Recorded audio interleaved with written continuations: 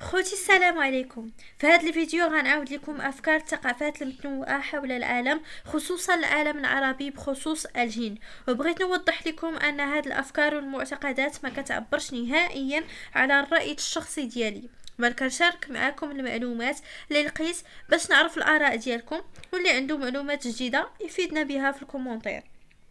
قبل ما نبدا عافاكم دعموني بلايك وابوني باش يوصلكم الجديد وتكبر المجموعه ديالنا.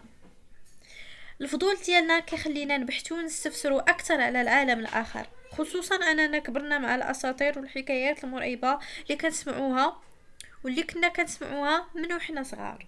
بصفه عامه المواضيع اللي كتعلق بالجنون وبالاشباح كتخلعنا وممكن تخلينا بلا نعاس.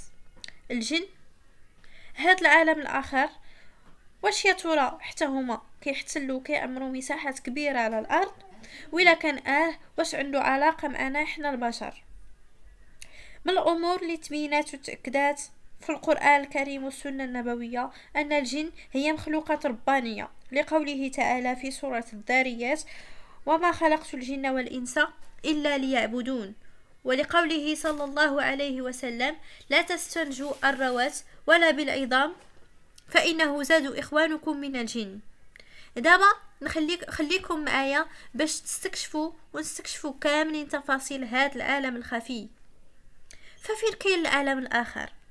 الجواب هو أنهم كيعيشوا في الكهوف والشقوق وتحت الأرض، كيعيشوا في جميع بقاع الأرض، والأغلبية ديالهم ساكنين في الصحراء، ومنهم اللي ساكنين في البحار والمحيطات، ومنهم اللي كيسكنوا معانا في ديورنا وهادو كيتسموا الجن العامر، منهم اللي كيسكنوا في الطواليطات والحمامات أعزني وأعزكم الله، وهادو بالضبط هما الشياطين اللي خصنا نردو منهم البال. وحتى هما عندهم الملوك وعندهم القبائل بحالنا تماما، ومن الصفات ديالهم انهم طوب وحجر تماما بحال بنادم، فيهم اللي خايب بحال سيفتو، فيهم اللي مقبول، وفيهم اللي زوين بزاف، بويض، عوينات واسعين، شعر طويل ومسبسب الى اخره. اما بالنسبه للقوه غندوي لكم على جوج القبائل اللي كيتميزوا بالقوه اكثر من غيرهم، اللي هما المرضى والعفاريت.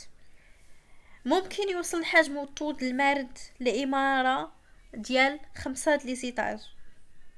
هاد الشي ما كيدلش ان العفريت ضعيف، لا بالعكس، ممكن عفريت من الاقزام يغلب واحد مارد. وكاينين من الجنون اللي ساكنين في الفضاء وكيتسموا الجن الازرق. هاد النوع كيخلع السحارين حيت ما كيقدوش عليهم وما كيقدوش يواجهوهم نهائيا. ندوز دابا الانواع ديال الجنون.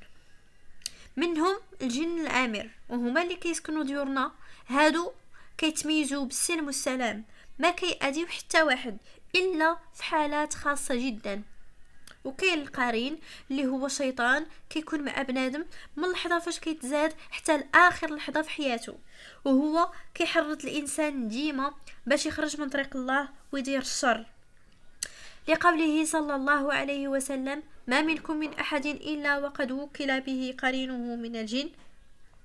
قالوا: وإياك يا رسول الله؟ قال: وإياي، إلا أن الله أعانني عليه فأسلم، فلا يأمرني إلا بخير، صلى الله عليه وسلم. النوع الثالث هو المارد، اللي كيتميز بالقوة والضخامة وطول القامة ديالو، وعنده علاقة بالشعوذة. النوع الرابع هو العفريت، وهو أقوى أنواع الجن برغم صغر الحجم ديالو، إلا أنه من أخطر أنواعهم.